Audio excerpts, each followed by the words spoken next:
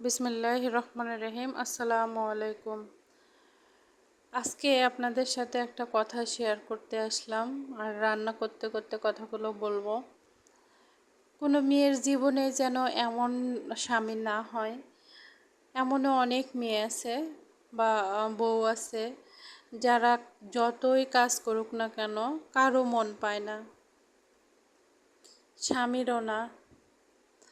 এই কথাগুলো কিন্তু আমার না, আমি বলছি আমার ছেলের স্কুলে যে ভাবিদের সঙ্গে বসে থাকি, তো ভাবিরা এসে ঘুমিয়ে যায়, কেউ কেউ ঘুমিয়ে যায়, কেউ বসে মোবাইল দেখে।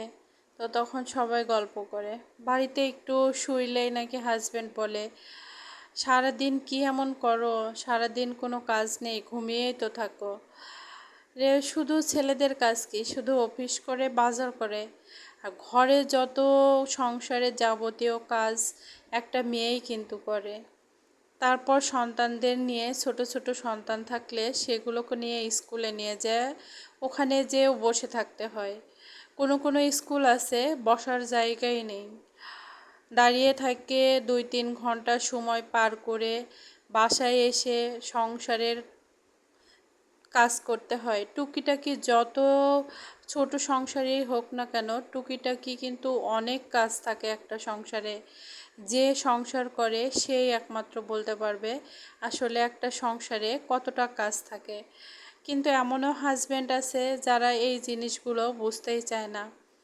কেন এমনটা ভাই?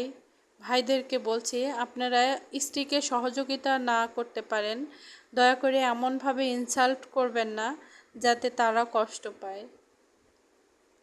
এমন অনেক পরিবারে আছে হাজব্যান্ড স্ত্রীকে অনেক সহযোগিতা করে, অনেক অনেক কাজে হেল্প করে, অফিস করে এসেও ওয়াইফকে অনেক হেল্প করে, বাড়ির কাজে তাকে সহযোগিতা করে।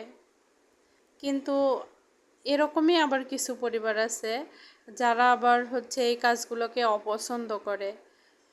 তাই সবাইকে বলছি কাজগুলোকে একটু ভাগাভাগি করে নিলে সুবিধা হয় না? আপনাকে তো সবটা করতে বলা হয়নি ভাই, সামান্য একটু কাজে স্ত্রীকে হেল্প করবেন, এতে তো দোষের কিছু নাই।